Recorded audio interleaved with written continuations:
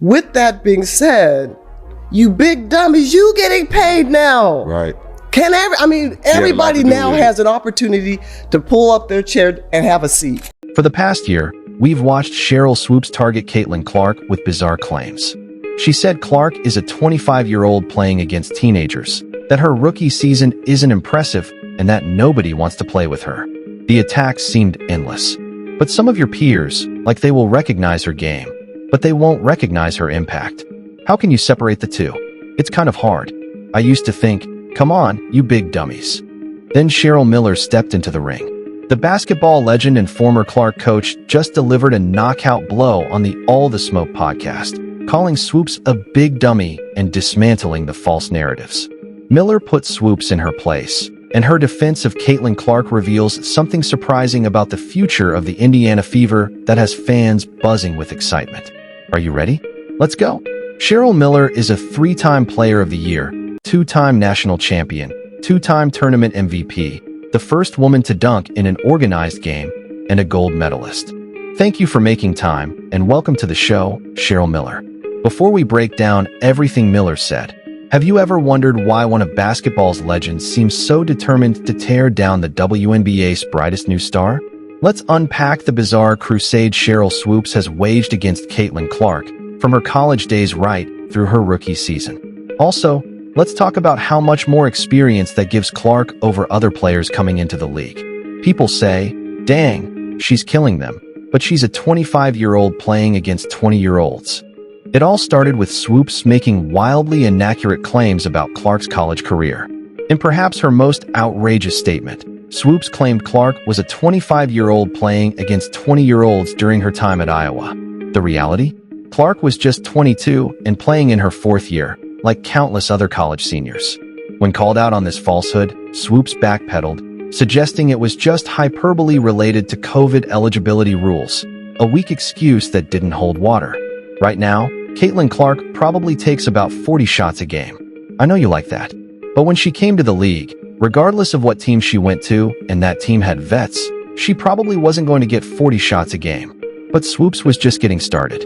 She went on to claim Clark took 40 shots a game, painting her as a selfish volume shooter. The actual number? Clark averaged 22.7 shots per game. What makes this claim particularly ironic is that Swoopes herself averaged 19.2 shots per game during her senior year, just 3 fewer than Clark. Talk about throwing stones from a glass house. When Clark was closing in on the all-time NCAA scoring record, Swoopes shifted tactics, questioning the legitimacy of the achievement by suggesting Clark needed a 5th year to break it. She said, if Kelsey Plum set that record in 4 years, well, Caitlin should have broken that record in 4 years. But because there's a COVID year and another year, she's already had an extra year to break that record. So is it truly a broken record? This was completely false. Clark shattered the record in 4 years, the same amount of time as other college players. Swoopes conveniently ignored that the COVID eligibility rule would have allowed Clark a 5th year, but Clark chose not to use it. As Clark entered the WNBA, Swoopes boldly predicted she wouldn't dominate the league. But as Clark began breaking rookie assist records and establishing herself as one of the league's premier playmakers, Swoopes mysteriously went quiet. The numbers speak for themselves. Clark finished her rookie campaign averaging 19.2 points and a league-leading 8.4 assists per game, silencing the doubters and securing Rookie of the Year honors. Swoopes said, I didn't think Caitlin or Angel would come into the league and dominate immediately, which many found hard to believe. There's absolutely no way anyone could say that both Caitlin Clark and Angel Reese didn't dominate this season.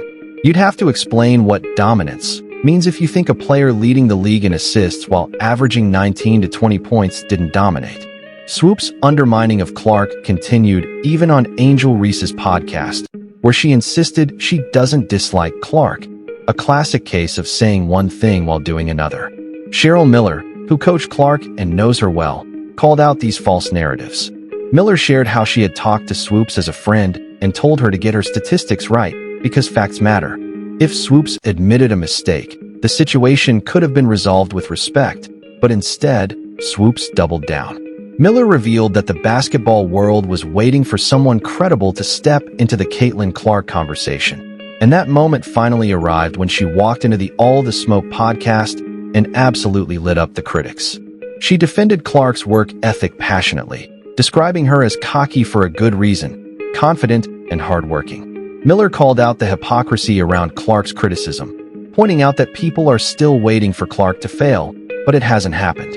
Clark's critics don't want to admit the uncomfortable truth. Her presence has elevated the entire league, including the paychecks of those criticizing her. Miller recently coached the 2024 WNBA All-Star Game, spending time with Clark and calling it the best coaching job ever. She praised Clark's love for the game, comparing her own experience as a black woman who's faced hatred, connecting emotionally with Clark's journey. Miller's defense is powerful because it comes from direct experience. She evaluated Clark beyond the highlights and was surprised by her talent, court vision, and improved defense. Miller said one key lesson is to let young players be themselves. When the Indiana Fever secured their first win of the 2024 season, Miller didn't just congratulate Clark. She gave her a big hug and told her to savor the moment and keep being herself, no matter what. Clark, feeling isolated by criticism, found in Miller an ally who understood the heavy crown Clark wears, a crown not self-chosen but placed on her. Miller's support went beyond platitudes. It was genuine guidance from someone who's walked a similar path. This emotional bond was evident when Clark saw Miller and felt, finally, somebody's on my side. Cheryl Miller's legacy lends weight to her words. 3-time Player of the Year, 2 national championships, Olympic gold, and a Hall of Fame induction. But beyond her resume, Miller sees Clark's exceptional court vision and passing ability, traits that make her more than just a scorer. Miller highlighted Clark's skill with the bounce pass, a rare and powerful tool in women's basketball. The story comes down to basketball and wins, and Miller's unique position bridging player development and media narratives makes her perspective invaluable. She witnessed Clark's greatness firsthand during the All-Star Game and helped dismantle false narratives created by the old guard.